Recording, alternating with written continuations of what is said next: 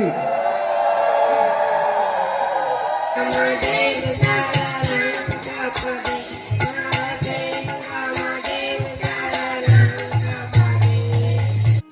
রাজ্যের জনজাতি সম্প্রদায়ের মানুষকে নিয়ে মায়াপুর ইস্কনে শুরু হলো 3 দিন ব্যাপী জনজাতি কনভেনশন।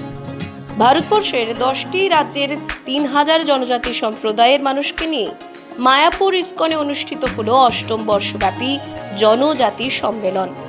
23 এপ্রিল থেকে শুরু হওয়া এই জনজাতি সম্মেলন চলবে 25 এপ্রিল পর্যন্ত। বিশ্বের যে সমস্ত জায়গায় এখনো শিক্ষার আলো পৌঁছয়নি, তাদের দেখার মতো কেউ নেই।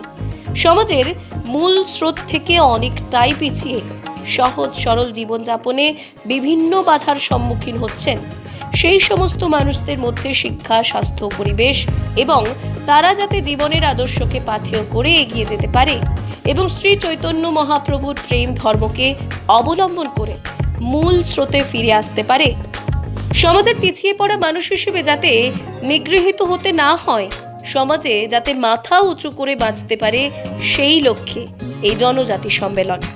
একই সাথে জনজাতি মানুষদের মধ্যে যাতে মহাপ্রভুর মানব ধর্ম চেতনা জাগ্রত হয় এবং সমাজে যাতে মাথা উঁচু করে থাকতে পারে, এই লক্ষ্যে বিভিন্ন রাজ্যের জনজাতি মানুষদের একত্রিত করে এই সম্মেলনের আয়োজন করলো মায়াপুর ইস্কন।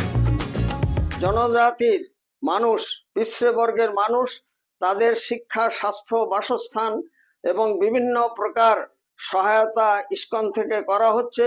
শ্রী চৈতন্য মহাপ্রভু সর্বজীবের প্রতি যে করুণা প্রদর্শন করেছিলেন এবং তারা যাতে পিছিয়ে পড়া মানুষ যাতে এগিয়ে আসতে পারে এবং তারা মূল স্রোতে ফিরে আসতে পারে, তারা সমাজের ব্রাত্য নয়, তারা যাতে উন্নত শির নিয়ে বাঁচতে পারে, সে আদর্শ নিয়ে বাঁচার জন্য সর্বস্তরের মানুষের কাছে আবেদন রাখছি, লিভ অ্যান্ড লেট লিভ।